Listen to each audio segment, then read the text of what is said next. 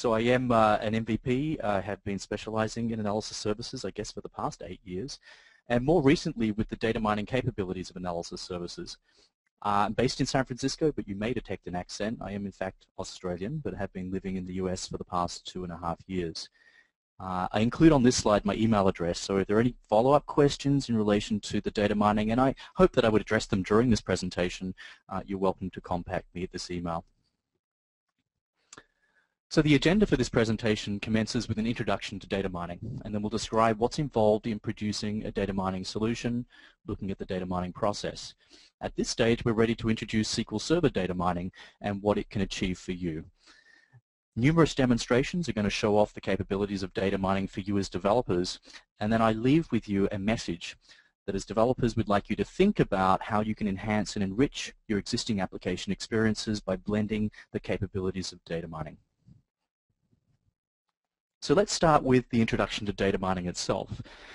As a technology, it is there to address the problem that we have a lot of data, but we don't have enough information. This is a common situation today as we've become masters of collecting volumes of data. The real challenge now is not so much in collecting that data, but making it useful for the decision makers in an organization or our users of the application. So data mining is there to enable data exploration, the discovery of patterns in data, and in certain situations where we trust those patterns, we can use them for prediction capabilities. All of this leads to the knowledge or the discovery of knowledge, and it forms very much a key part of business intelligence solution today. So let's take a look at the data mining predictive analysis by plotting the role of software against the business insight that is delivered. So the first thing that I'll point out to you here is that we're familiar with these canned reports, these fixed reports that potentially ship with your application. They're somewhat passive in the sense that they answer fixed questions. I mean, they do this very well, that we recognize that our users need to answer these fixed questions periodically.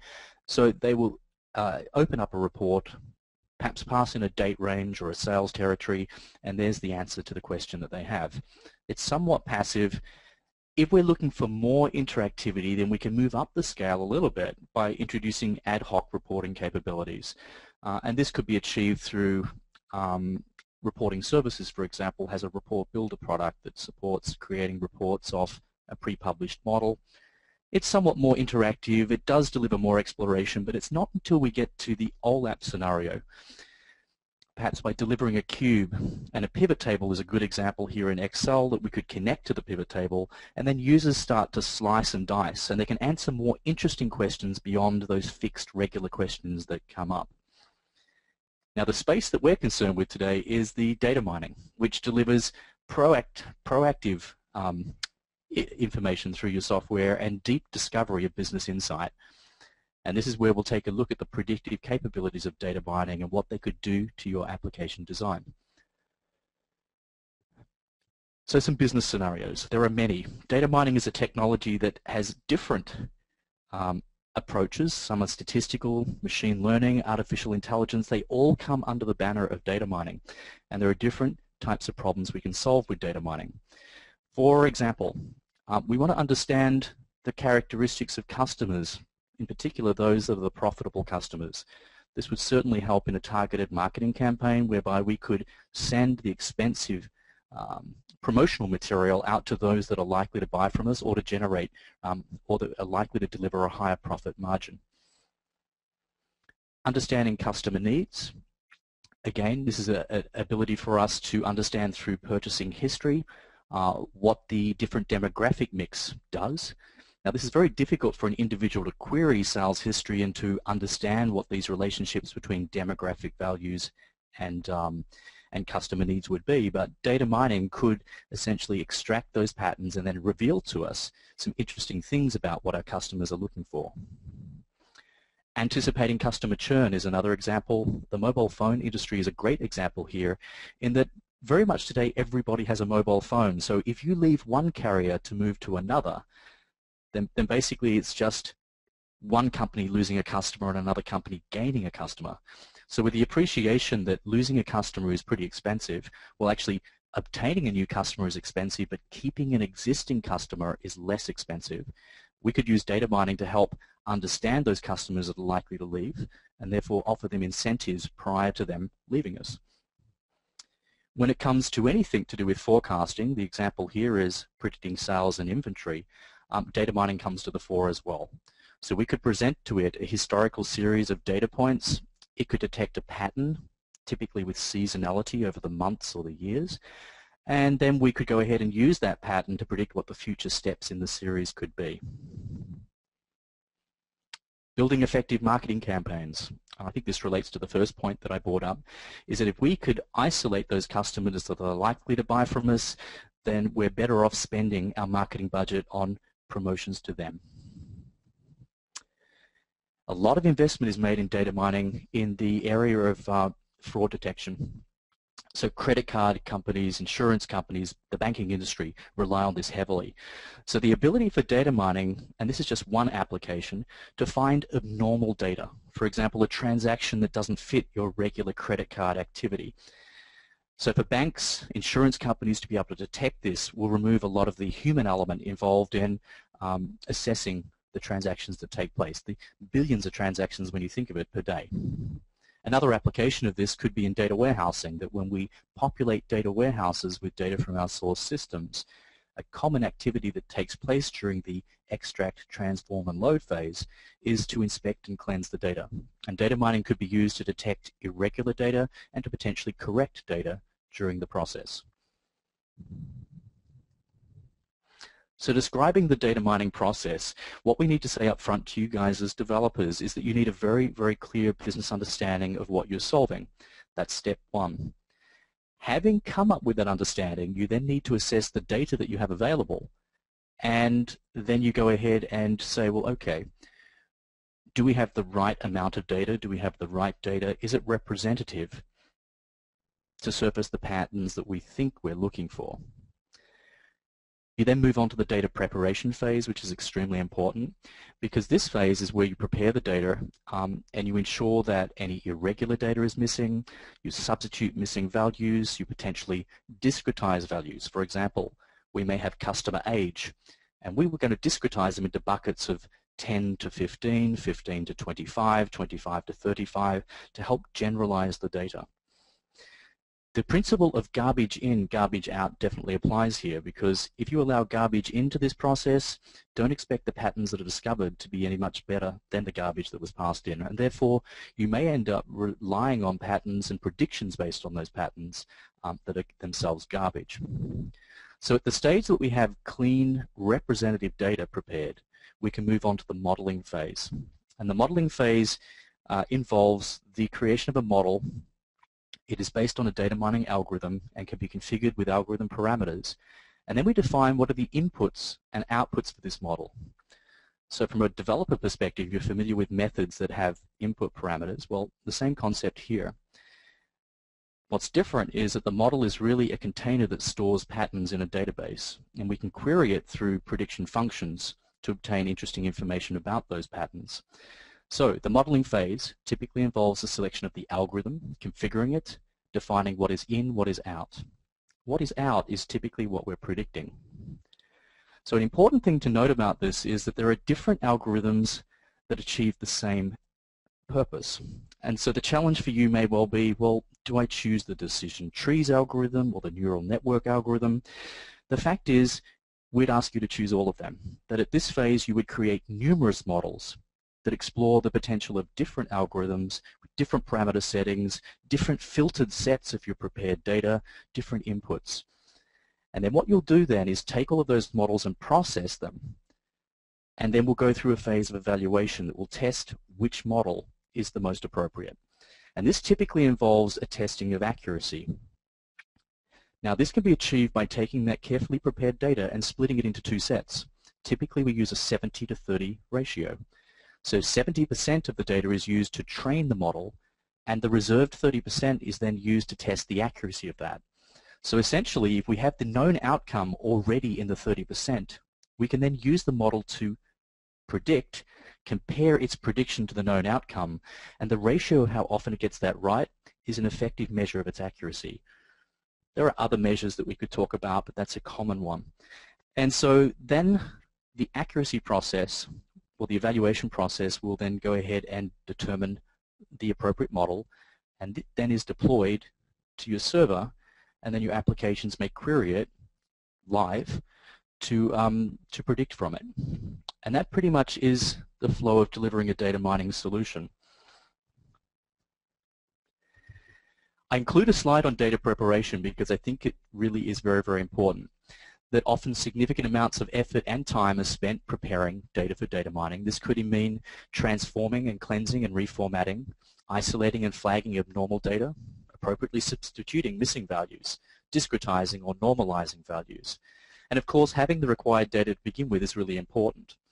So we ask you that as developers, potentially you're building an e-commerce application, and you need to create the concept of a profile that represents the currently logged in user. Well, you could keep it reasonably minimum. You could say we just want your first name and your delivery address and your email address, right? Even though data mining may not be relevant to you today, we would ask you to think about capturing other attributes that could be very useful for classification in the future. For example, age, gender, the region they come from. And this will just enrich the data that you have and support more interesting data mining scenarios in the future. Be careful of what we refer to as the Afghanistani accountant problem that could arise here. That if you consider that you have a profile page and that you default values in the drop-down lists, for example, what country do you come from? Of course, Afghanistan may be at the very top. When it comes to profession, accountant could be at the very top. You'd want to be very, very careful that you didn't include defaults here because, of course, we appreciate users that just want to buy things from your e-commerce site, just impatiently click through what they can as quickly as possible. And there's an example of dirty data that what you might discover as you mine is that there's a significant relationship or significant amount of patterns that arise around Afghanistani accountants. And on inspection of the data, you might think this is quite unusual, and sure it is. It's simply because the user interface is really defaulting those values in. So from a cleansing point of view, this is a good example, we would typically remove those rows because they would skew the results, being not really representative of our true customers. So moving on to the process here with data mining modeling. We've already talked about the model and that it represents a structure that involves a selection of an algorithm that is configured and has inputs and outputs. So at design time, we're responsible for designing that. At process time, we take that reserved, prepared training data and we can pass it in, and the data mining engine does its thing. According to the algorithm, according to the parameters that are configured, its responsibility is to detect patterns in that data and store them in the model. So when you think in the relational world that we have tables that store rows, in the data mining world we have models that store patterns. Now what that means at query time is we can query those patterns directly to understand the patterns that have been discovered. Or in this case, with a prediction scenario, here we have the situation that we have new customers, we pass all of them in, and the output would be the new customers with some additional information, like what is the profit that they're likely to generate, or what is the likelihood that they're going to purchase from us. So I do like to stress at this point that a question that comes up quite commonly is that can we have an application query these models live? And the answer is yes. These models are reasonably lightweight. The patterns are usually not a lot of information to be cached in memory. And so there's no question that your application could query these to update and respond to the results that it's found in your application experience. So now we're ready to introduce analysis services. That is one of the business intelligence services that ships with SQL Server. So I'm really referring to SQL Server 2005, 2008, and 2008 R2. Analysis services consists of two components. There's the OLAP component that is there to provide cubes. It aggregates and organizes data from your data sources. It's all about slicing and dicing with high performance and embedding business rules and key performance indicators. This is not a discussion that we'll have in today's session. We'll be focusing on the second component that ships with analysis services, and that is the data mining component. So it's about discovering patterns in both relational and OLAP data, and it can be used to enhance the OLAP component. We can take data mining models and use them to slice and dice the results in a cube. We won't be covering that in today's session. So SQL Server data mining then hides the complexity of what is an advanced technology. That typically, if you're going to work with data mining, it would involve some education, at least in statistics, if not a master's or PhD that is focused on data mining. But the brilliance of Microsoft's approach with business intelligence is about delivering business intelligence to everyone, not just the PhDs of this world. And so very much Microsoft have taken great lengths to go ahead and hide the complexity of what is an advanced technology and make it approachable even to you guys as developers. It includes a full suite of algorithms to automatically identify and store patterns in your data. It can handle large volumes and complex data, and the data can be retrieved from relational sets or even OLAP cubes. Let me just mention there, though, that typically your data will come from relational sources because oftentimes in the data preparation phase you need the ability to manipulate and prepare that data, and that can be difficult to achieve if the data is being read directly from a cube. Now, of importance to the developer is that it uses standard programming interfaces. XMLA is the protocol used with analysis services for communicating commands. So every command, request and response to the server is through XMLA. Now, the great news there is that we have object libraries in .NET, for example, that abstract you from the concept of working with XMLA. You can work with ADO.NET very comfortably, connections, commands, data readers to go ahead and work with data mining. Now, when it comes to querying the mining model, we have the language DMX that stands for Data Mining Extensions. And the reason that it's an extension is that it extends beyond the SQL language. So this is what I have to say to you, is that if you already understand how to construct an SQL statement, then DMX is just beyond this. You are already 90% a DMX author. You simply need to adapt the query to query a model. You need to learn the prediction functions, and then you need to learn how to pass data in to the model. And that's basically it. It's not a big learning curve to take on board. So all up, SQL Server data mining delivers a complete framework for building and developing a new class of applications that I like to refer to as intelligent applications.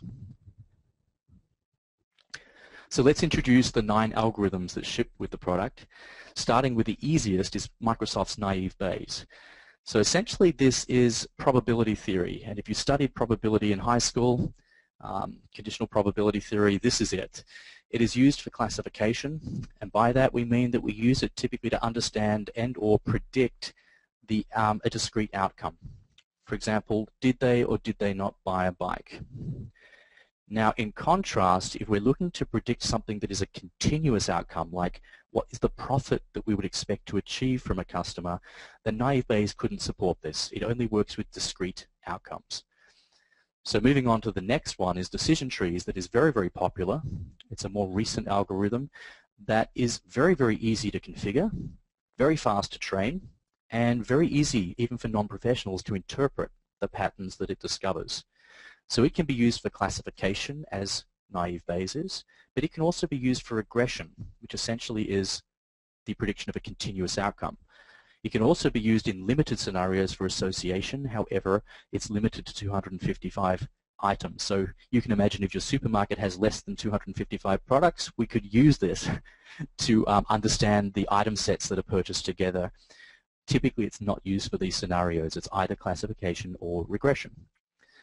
Microsoft's linear regression is about finding the best possible fit between two variables. This is perhaps the most simplistic of algorithms. It would be unusual that you would use it directly in your models. It is used indirectly by decision trees. For example, in a regression decision tree, each node of the tree will use linear regression to produce a formula. So if you arrive at a certain node, the formula to compute profit generated by this customer is basically their age multiplied by 10, subtract, so on and so on and so on. We'll discover also that linear regression can be used by the time series algorithm. Next, we move into the big boys. So we have Microsoft Neural Network and Microsoft Logistic Regression. These are far more sophisticated than decision trees and naive Bayes, and they can explore extremely complex scenarios. both will work with classification and regression tasks. Now, what you can get with these algorithms is incredible accuracy, but what you lose at this point is the ability to explain how it arrives at a prediction. So if it's not so important for you to substantiate the prediction itself and you want high accuracy, then these are generally good choices. Microsoft clustering finds natural grouping inside data, supports segmentation and anomaly detection tasks like fraud detection.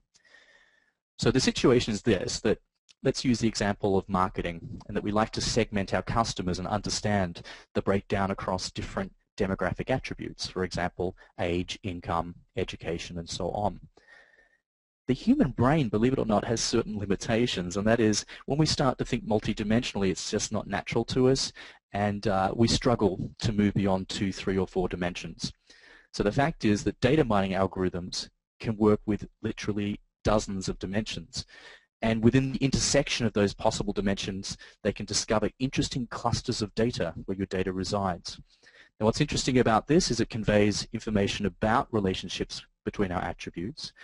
But in a fraud detection scenario, it's very useful because an incoming credit card transaction could be compared to certain clusters. And if we discover that there's not a close fit to any of the clusters that represent good, clean data, then we could determine that it's not a fit, full stop, therefore it's abnormal, potentially fraudulent. The final 3 include Microsoft sequence clustering. So this groups a sequence of discrete events into natural groups based on similarity. An example could be that you could mine the web logs to understand the patterns of navigation within the web application itself. For example, everybody starts at the home page, but 50% of the people then move to the profile page, and then of that, 25% move to the shopping cart page, and so on. Microsoft time series is used for prediction of the future. So predicting future values from a time series is supported by this algorithm. So this is your forecasting. And then finally, the Microsoft Association rules is typically for market basket analysis. The common example being with Amazon, of course, those that bought this bought that. So it's particularly useful to enrich the checkout process in cart and then prompting the user with useful suggestions based on sales history as to what other things they might want to add to the shopping cart. Okay, so all up, these are the 9 algorithms. At this point, you may be confused by saying, well, that's way too much. How would I know? Well, the fact is it's not so difficult when you classify them into the different tasks that they can achieve. For example, if it's classification, we're looking to predict a discrete outcome, you have a choice of these 4. If it's regression, we're looking to predict a continual outcome, we have these 4. Clustering and forecasting, well, there's no decision-making process required. And truly for association, it is the association rules algorithm because decision trees is limited to a maximum of 255 items, which would not be suitable for Amazon. Okay, so then the next question comes up is, well, which of those 4? I have a classification task ahead of me, which do I choose? And my suggestion to you would be that you would choose all of them. You would go ahead and create a model based on each, probably multiple models based on each, and then it's the evaluation phase within your process that will determine which one is actually more accurate, reliable, and useful. So the point here about visualizations is quite important because in contrast to OLTP and OLAP queries, data mining queries can extract information that the user is not aware of. For example, it surfaces patterns that you wouldn't even thought to think about. And what's interesting here is that data mining can actually answer questions you didn't even think to ask. So there has to be an interesting way that these patterns can bubble up and be made visible to you. And the effective way of doing this typically is through visualization. So end users don't query the models looking for raw data on the patterns. Visualizations can effectively present data discoveries in an interactive way. And the great news is that SQL Server provides algorithm-specific visualizations that are used to test and explore models in Visual Studio. But as you'll discover, they can also be embedded into Windows Forms applications.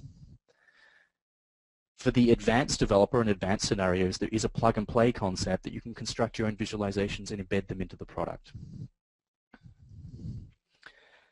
And then finally we come to this slide about programming. So how do you as an application developer actually connect to and leverage the resources that you have? Well, focusing at the very top tier, we have the client applications. They could be written as C++ applications or VB app. Today we're going to focus on .NET development. So what we'll discover there is that we have ADO.NET that no doubt you're already familiar with, is used to connect to an instance of analysis services and a database on that server. We can then write a DMX query that becomes the text of a command. We can execute it and return a data reader object, and then we can consume the results coming back. It is so simple. If you're familiar with doing this in the relational world, there's very little more you need to learn except DMX really, and how to connect to analysis services, which is very straightforward, to go ahead and start consuming the results from your data mining component. The second library of interest there is AMO, Analysis Management Objects, which supports the administration side. So when it comes to backup, restore, process, the automation of what takes place on the server can be done programmatically as well. That's not something you're likely to embed into a business application, however. Focusing on the server itself, we talked about analysis services having an OLAP and data mining component. Focusing on the data mining component, we see that there are interfaces that allow the 9 Microsoft algorithms to be surfaced. Third-party algorithms can be purchased or even produced. There is an interface you can program against. So you can extend data mining to support additional algorithms. And then the concept of .Netstore Procedures allows us, as the relational engine does with the CLR, the ability to create .Netstore Procedures.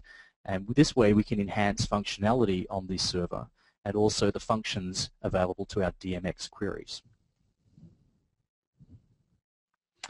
And we've arrived now at the point of demonstration. That's all the theory that I want to throw at you in this session, and I'll reinforce it through 5 interesting demonstrations that explore creating, training, testing models, embedding results through visualizations and reporting services, extending a validation scenario by using data mining, and then finally enhancing a web application with the market basket analysis to provide useful suggestions at checkout time.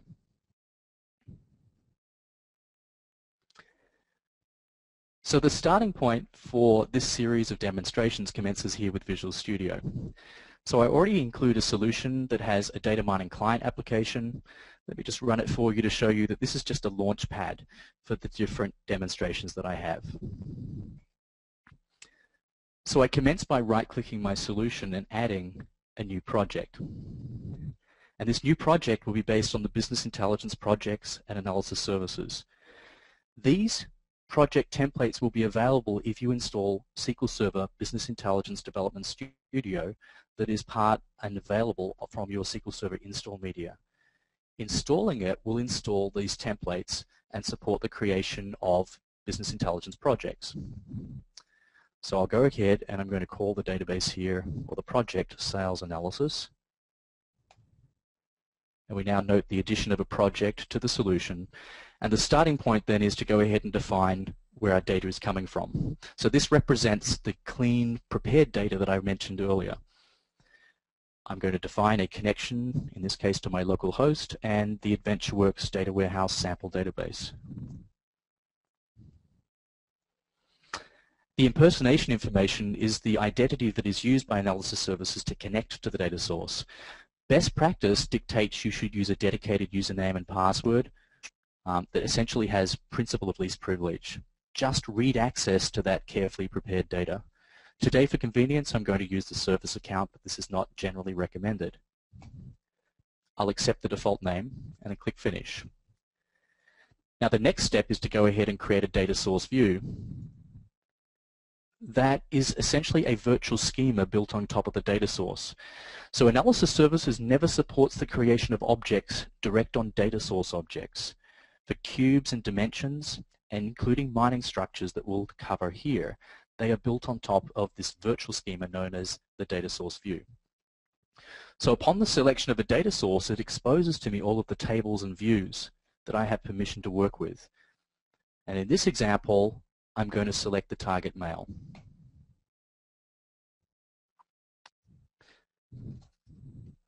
So the first demonstration is about exploring the data that we have here.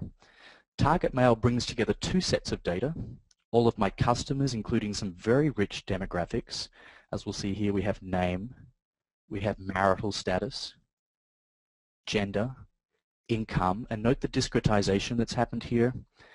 Total children, number of children at home, education, occupation, do they own a home, the number of cars that they have, their address, their commute distance to work, the region they come from, how old they are.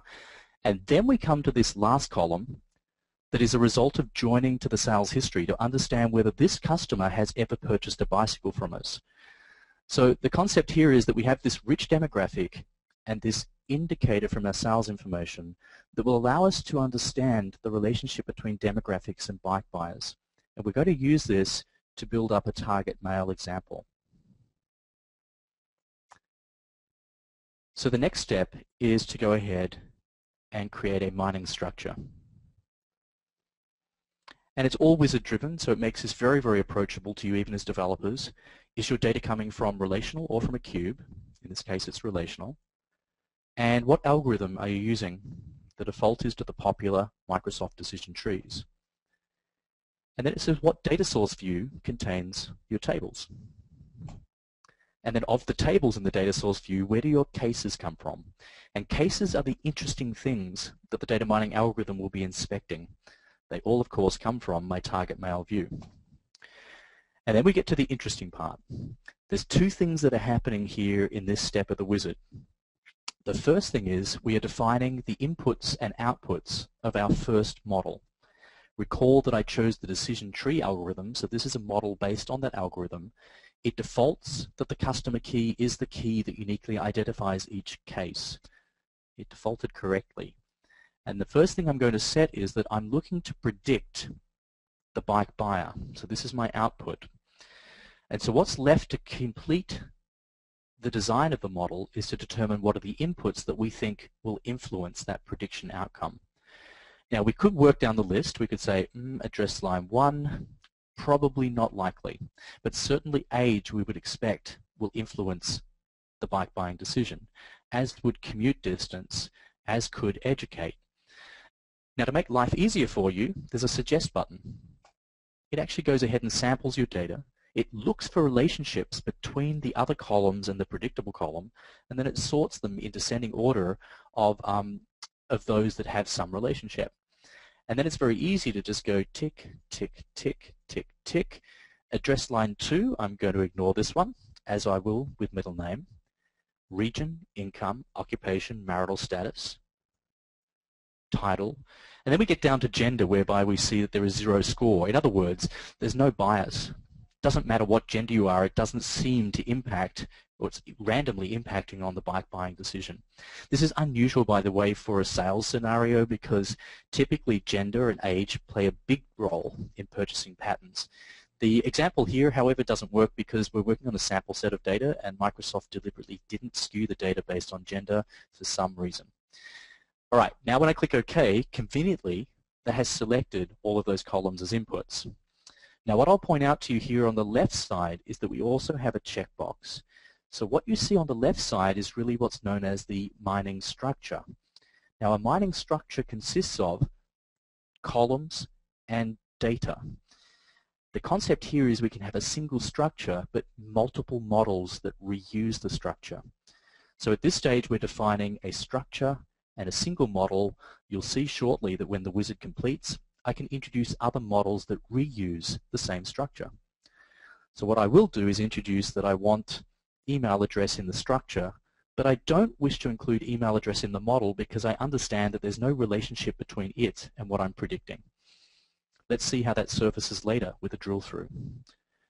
When I click Next, for all of the selected columns in the structure, we need to configure the content type and the data type.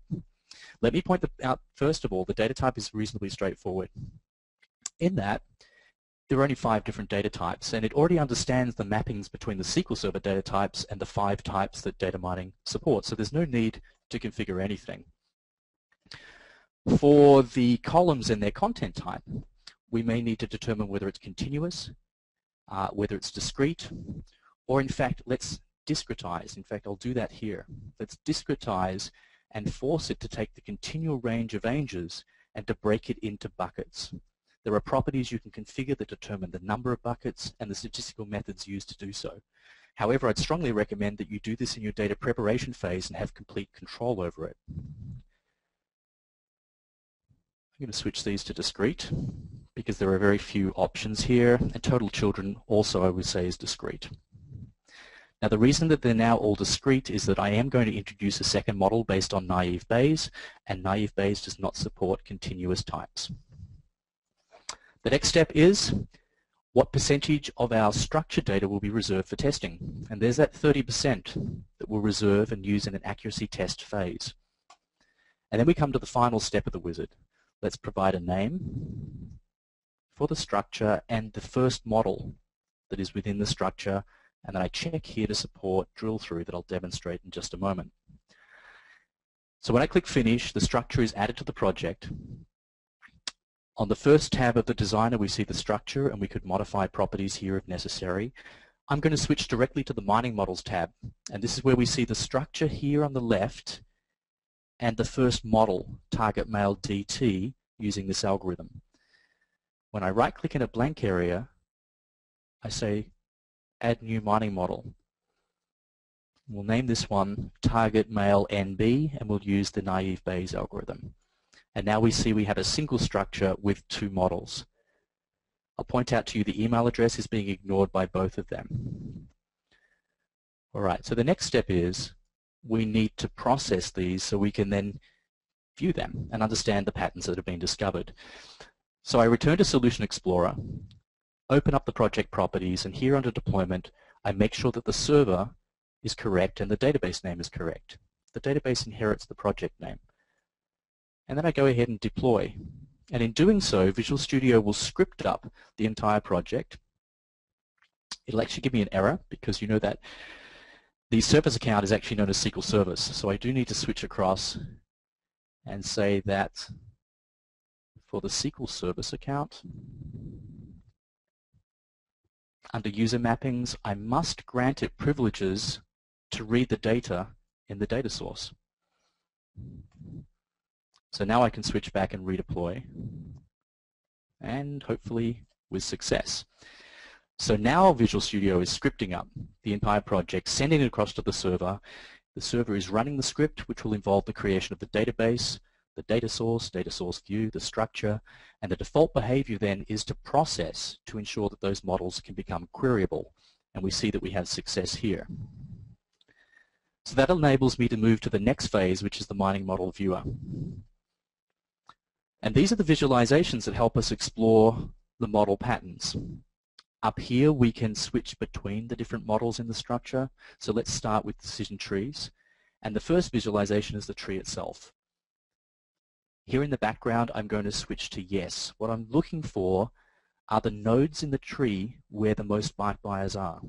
So the background relates to the shading of the tree. For example, when I expand here, we can see quite clearly that it's this node where number of cars owned equals 0 where we will find the most bike buyers. Now note here in the bottom right corner I have a mining legend. It actually points out to me that there is a split here that says number of cars owned. If you don't own a car, then there's a 63% probability that you would purchase a bike. We can continue to explore. Again, selecting the most darkly shaded node, we see that if you come from the Pacific region and don't own a car, then your probability increases to 92%. And we can continue to explore so long as there's a path. Here it's almost guaranteed at 98%. And this is according to 192 customers or cases, that if you come from the Pacific, don't own a car and don't have children at home, there's a very, very good probability that you're going to purchase a bike. So I ask you to reflect at this stage how useful you think this would be to your sales and marketing people to understand the relationship between demographics and the sales decision. There's a second visualization, or let me actually point out one more thing. A right-click drill through allows me to drill through to the model columns or the model and structure columns. Recall earlier how I included the email address? That's why it might be useful to include additional information in the structure that could be used to support further analysis by drilling through the visualizations. The second visualization for this algorithm is the dependency tree. So when it comes to predicting the bike buyer, we can use this slider to note that education is very weak, as is marital status. They don't impact very heavily on the bike buying decision. In fact, the top three are number of cars owned, region, and total children, as we just discovered. Now switching across to Naive Bayes that had exactly the same data but a different algorithm, it also has a dependency network, and interesting to note that its top three are different. Number of cars owned, total children, and age. So age plays a role here, and I like to use this example to point out that data mining is not an exact science. Different statistical methods have produced different outcomes. Usually the weakness with Naive Bayes, by the way, is it expects that all inputs are, what's the word for it? It expects that they are independent. And if there are relationships between the inputs themselves, it can heavily skew the results. So generally speaking, but not always, decision trees is likely to be more accurate. Now, Naive Bayes also includes attribute profiles here, so we can see a breakdown by the two predictable states, yes and no, and for each of the inputs, a histogram. So for example, for those that don't buy a bike, we typically find, and this is in descending order, that 28.8% of them are within this group of ages.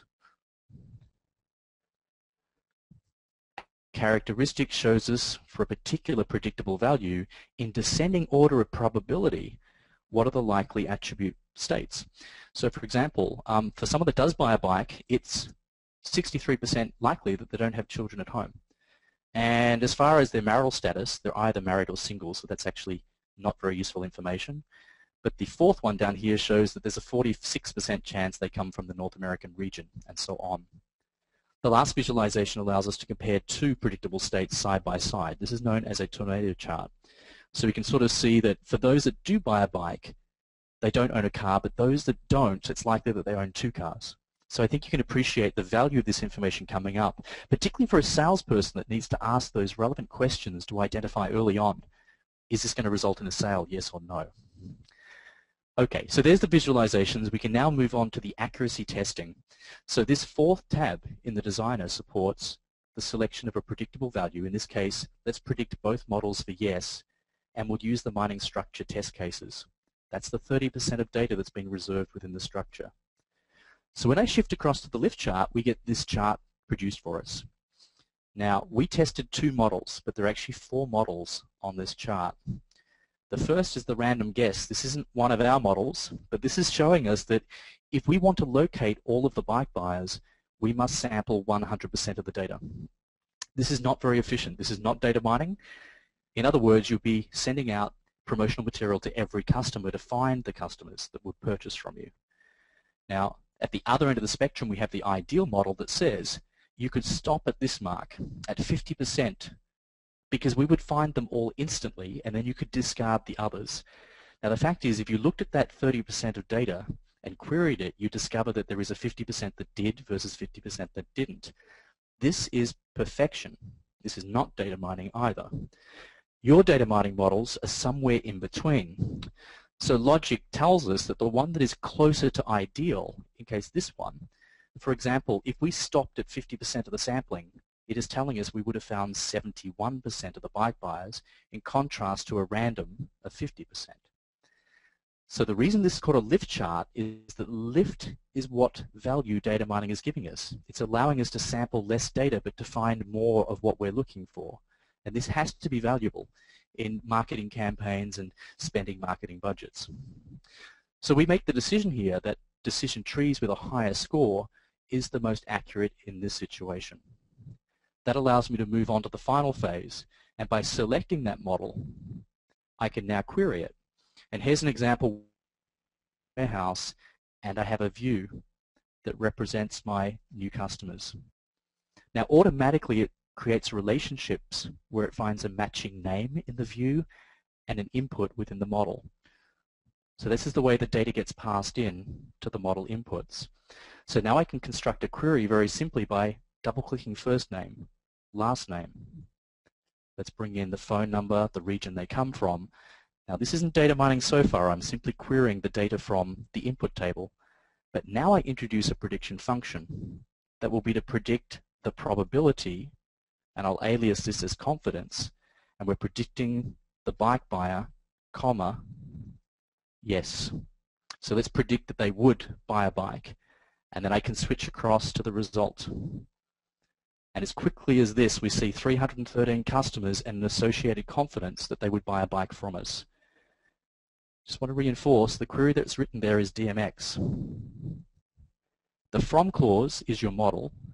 The select is very straightforward, but does include a prediction function that is unique to DMX.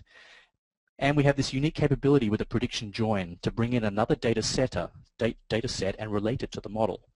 So it does use Open Query, which is what T-SQL supports also. Based on this data source, it executes this query, it aliases it as T, and then it creates relationships that say the models column title maps to the title column of the input table. Graphical designers will make your work very, very easy here. And so very much there I've introduced to you the flow of what's involved in producing a mining solution. That was demonstration 1, creating, training, testing data mining models with bibs. Let's move on to embedding a data mining visualization into a WinForms application, because as we now appreciate, these visualizations are very, very helpful to conveying the patterns that have been discovered. So let's see a very, very simple demonstration whereby when my users launch the DM viewer, I'd like to see that viewer. So I open up the DM viewer, and then I note here on the toolbox that I have a tab here for data mining viewers. These came from a DLL that's available once you install SQL Server Business Intelligence Development Studio. So it's simply a matter of right-clicking, navigating to the DLL found within the private assemblies folder of Visual Studio 8, and then it will introduce all of those viewers for you here. So I simply drag the tree viewer and drop it into the form. There are 2 properties that I'm concerned with. The selection of the viewer, I open up the properties window, and we categorize them. The connection string required to connect to analysis services. So there's a bit of a shortcut here I'd like to show you. If I go ahead and create a new text document, and I'll just call it my sales analysis connection, and I rename the extension to UDL, Universal Data Link, I think it's referring to.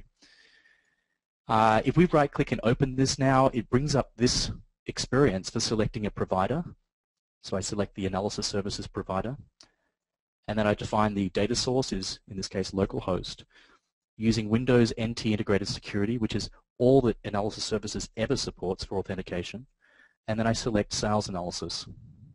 I can test the connection, and when I click OK, what it does is it saves inside that text document the connection string that I want. So now I can simply select this and copy it,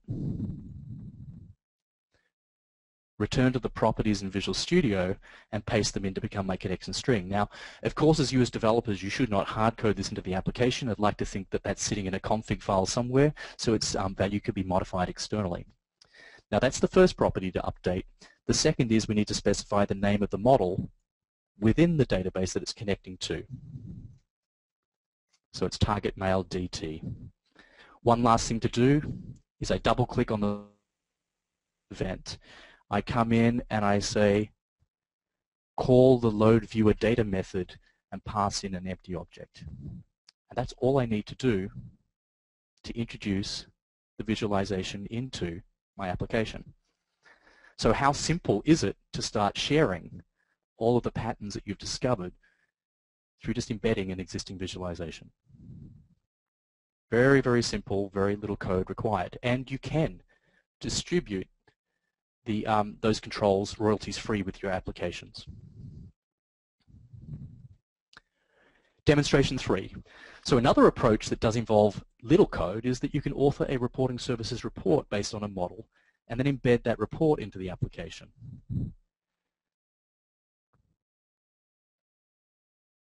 So I'm going to introduce an existing project into my solution.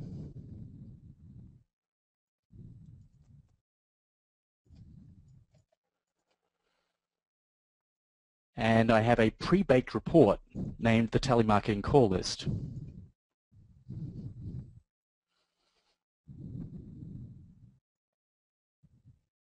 Let me just point out the design of this report. It includes a parameter that prompts the user for the region. Is it Europe, North America, and so on. There's a data source that connects to the data warehouse in order to populate this parameter with the available region values. And then this is the data set that retrieves the groups that are used to populate this parameter. So what I do here is I introduce a new data source.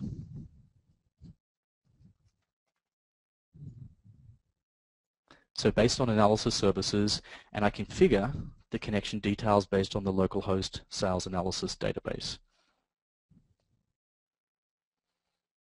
I then add a data set based off this data source. And note the inability in this query box to actually enter the DMX. When we click the Query Designer, we get a graphical experience for doing so that should now look very, very familiar. In fact, it's the same graphical Query Designer embedded into bids for the testing. So I select a model within that database, and our decision trees is our selection. I select the case table from the AdventureWorks data warehouse, and I'll select again the new customers. And this is to build up the query. I bring in the first name, I double-click the last name, I need their phone number, the region, but I'm not going to show region. There is parameterization support, so I'm going to pass in a query parameter that maps to the report parameter, so we can pass in the selected value down to the query. And then we can introduce our prediction function. Predict probability of the bike buyer, comma yes. And let's alias this as the confidence. And essentially that DMX statement, oops, I need to declare the parameter up here. So the parameter that is known as region has a default value of North America. And now when I click OK, okay, I don't think I'm supposed to include the @ symbol there. That's better. There is the DMX statement. All right, with a where clause that allows us to filter on a particular region. And now when I complete the addition of that data source, data set, we see it added here into the report data pane, and now it behaves like any other data set. This one happens to be relational, this one is data mining, but from a report layout perspective, everything is the same. So to wire this up, I simply come to the TableX properties, I make sure that DS_main is being used by the TableX, and also I choose to sort because I want those telemarketing people to focus on those customers with the highest confidence. And now I can preview. And by default we see North America, and in descending order here are the new customers that joined our e-commerce application yesterday, and we can see here that Isaiah Edwards is really almost guaranteed to purchase a bike. We should not hesitate to get on the phone and convince him to buy from us. Of course I can switch across to Europe, and a great example here is that we could use the subscriptions in reporting services to automatically deliver these reports to the inbox through email of the telemarketing staff. So overnight the data mining process is just producing these lists of the recent customers, confidence attached to them, and this becomes their action list for their duties the next day. So the next part about this is I need to deploy this to the report server. So I come to the project, I just make sure the deployment properties are pointing to the correct location, all looks good, and it's going to deploy to a folder known as data mining reports.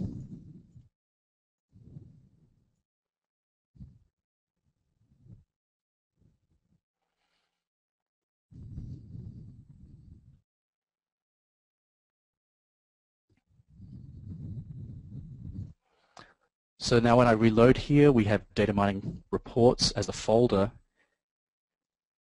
and there's the telemarketing call list. So it's now very, very simple for me to come back to my client application, open up the reporting form, and then add the report viewer control. Okay, and then I can come across here and specify that it's a server report. This is the URL to the report server, and the path to the report is / data mining reports tally marketing call list, and go and dock that in the parent container.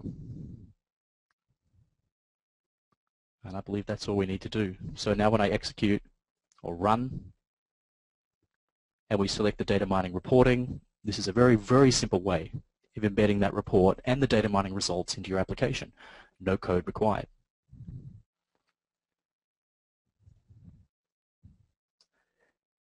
Step 4, automating data validation with data mining. So I'll point out to you that I have the ability to go ahead and input new customers. Now this is a very simplified data entry for the purpose of demonstration, but we're asking for 3 different characteristics or attributes of the customer: the education, occupation, income. And what we want to do is ensure that the combination that's input is valid. And so I return to my data mining project, and I open up the target mail, and I add a new mining model to it. I'm going to reuse the structured data. This is going to be called target mail CL for clustering. And then I'm going to go ahead and select everything. And there's a little shortcut here. When I press F2, it allows me to update one of the properties, and it applies them to all. I specify that this is still the key, and I only want to create a model that will predict education, that will predict income, and that will predict occupation. This is somewhat simplistic for the purpose of demonstration. And then I go ahead and deploy, and that will then create the new model and process it, and then we'll explore what it has to tell us. Switching across to the visualization for clustering, it discovered 10 clusters. For example, if I say, show me where the high income earners are, we'll see that they're in cluster 10 and some are in cluster 5, and there are relationships between these clusters.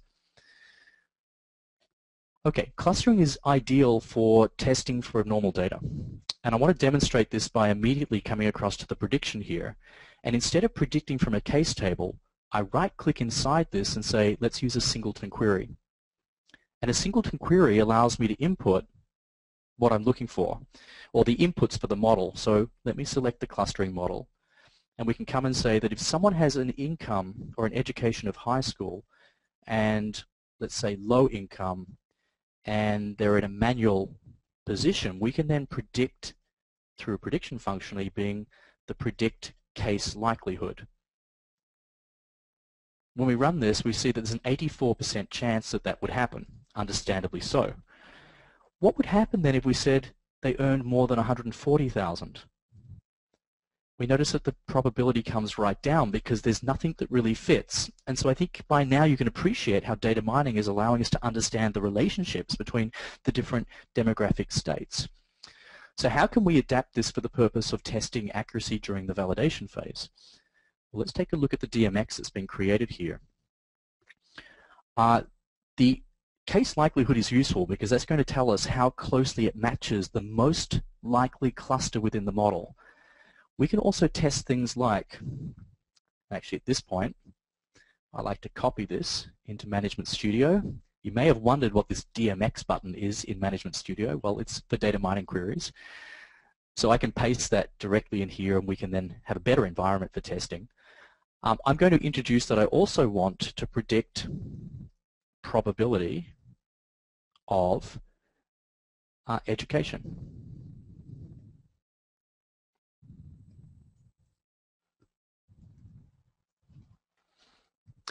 Now, what this is doing is telling me for the most likely cluster, there's a 32% chance that the education here fits it.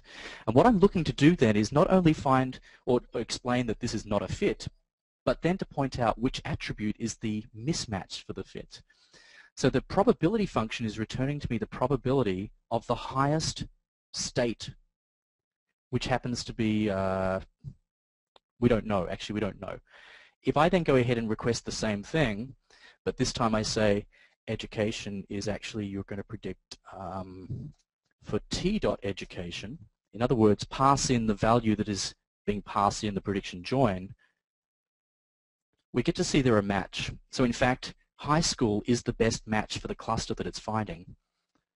Okay, so the point being here is that if I take a ratio of this divided by the best probability, if it's returning a value of 1, then it is the best fit. And let me just go ahead and copy this to say that this one will be income and this one will be occupation. So now we have these additional columns, and basically we can see here that while it's not a good fit, income is the best fit, but the other two don't really fit.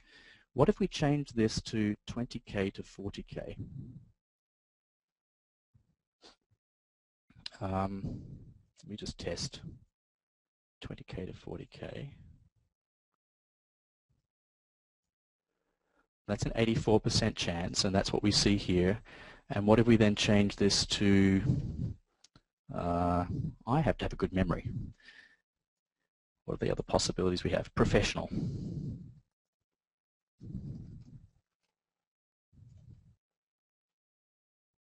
Okay, I think the problem that's going on here is actually rounding the results here, which I don't expect. So it's probably not 0, it could be 0.42 or something.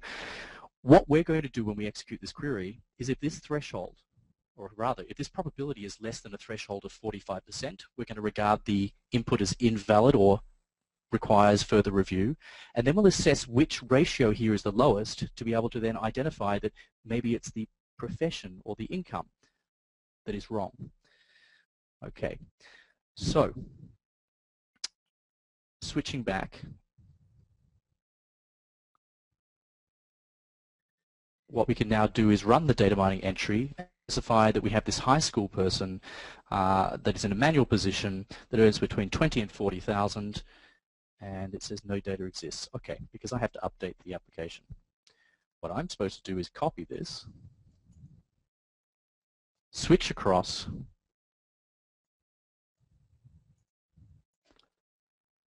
the code,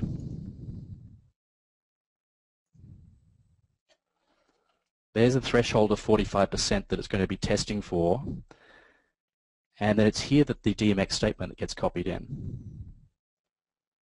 Okay, so instead of hard coding in the selection here, I'm just going to update this to say whatever the text is in the education combo box, whatever the income is here, and the occupation.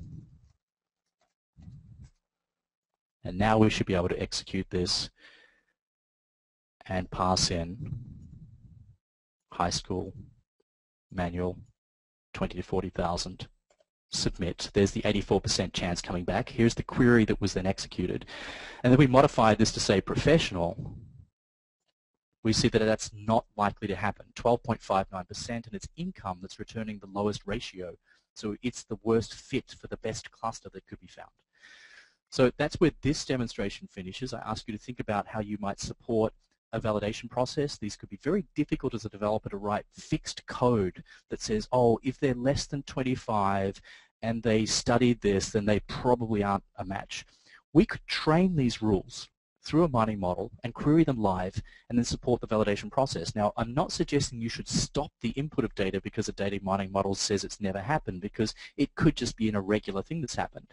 But you certainly can draw people to review information prior to submission, or perhaps in the background flag it for an audit or review by the manager. Last demonstration is reasonably straightforward. I am aware that I'm a little over time, but I think I can wrap this demonstration up in the next 5 minutes. So enhancing an e-commerce web application with market basket analysis is a favorite demonstration of mine. I presently have an application here that is a web application for the AdventureWorks online shopping. So when I go ahead and run this application, it presents an experience for browsing the product catalog of AdventureWorks, catalog by category. I can then say, well, I'm very tempted to buy this Mountain Black 38. Let's add it to the shopping cart. And then I'm interested to note that there are suggestions that are also suggesting that I buy a Mountain 200. Well, I just added one. To understand what's going on here, we can see that there's a store procedure being executed that brings back a static list of suggestions. This isn't terribly intelligent. Someone in marketing is just updating what they want to sell. Let's use the intelligence of data mining to understand the relationship between products that are purchased together, and then use the content of the shopping cart to provide more useful suggestions. So the way this demonstration, I go ahead and create a new data source view. And then I bring in data from the same data warehouse based on these two views.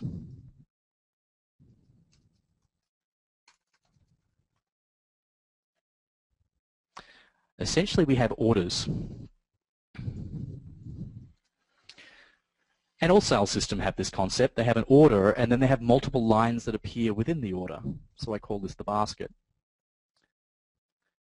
And then I create a relationship between these two. So this is one-to-many relationship that an order has multiple lines, and these are the distinct models that we'll be looking for associations. What models of things are purchased at the same time?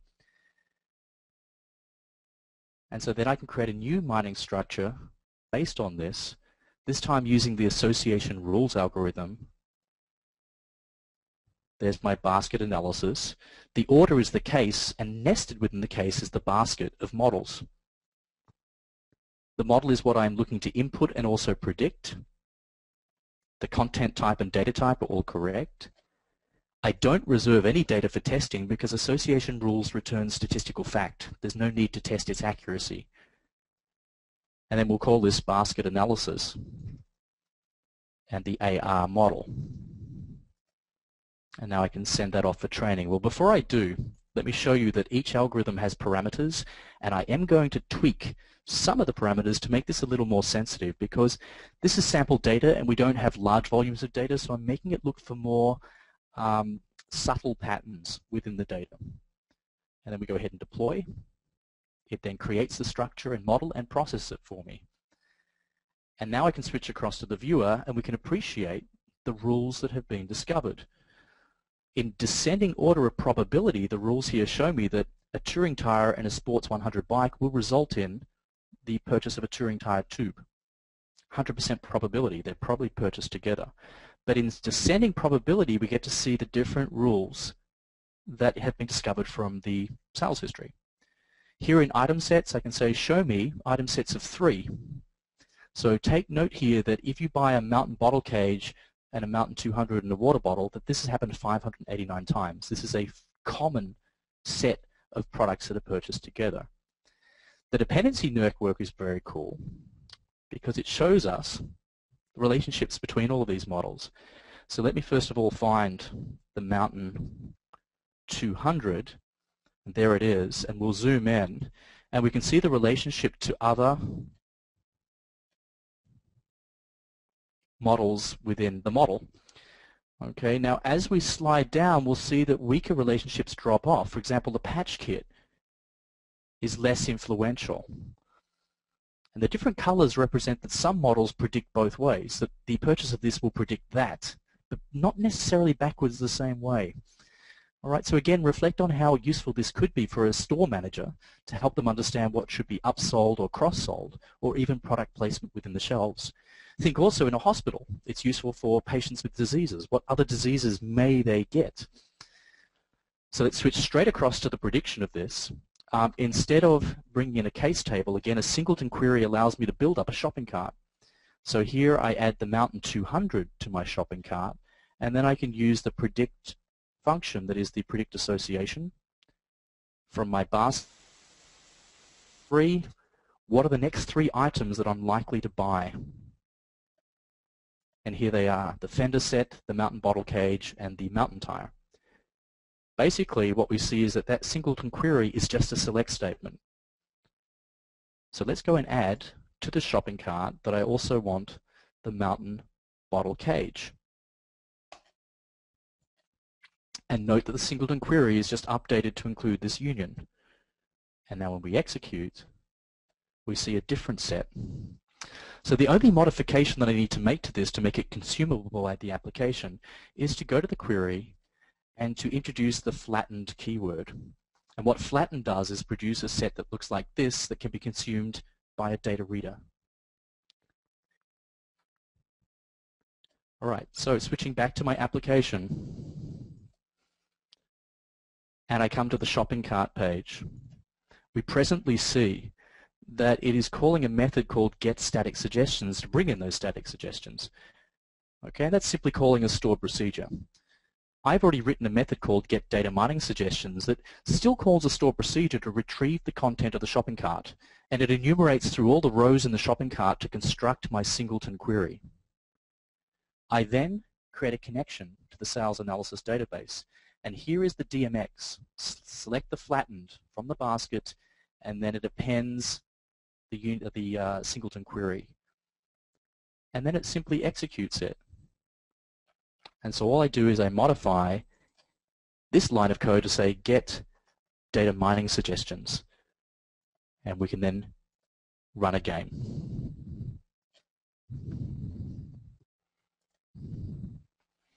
So this time when I come to the shopping cart page, we still see the content of the shopping cart, but we see these useful suggestions because of the data mining query that's been executed here.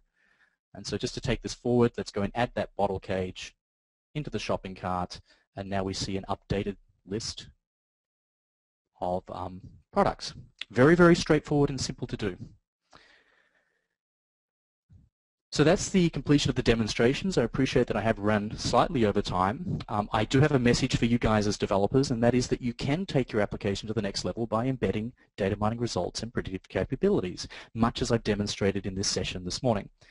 You can embed custom visualizations into Windows Forms applications to let your users explore and discover those patterns, and integrate predictions like targeted advertising and useful suggestions like those that bought this book also purchased these.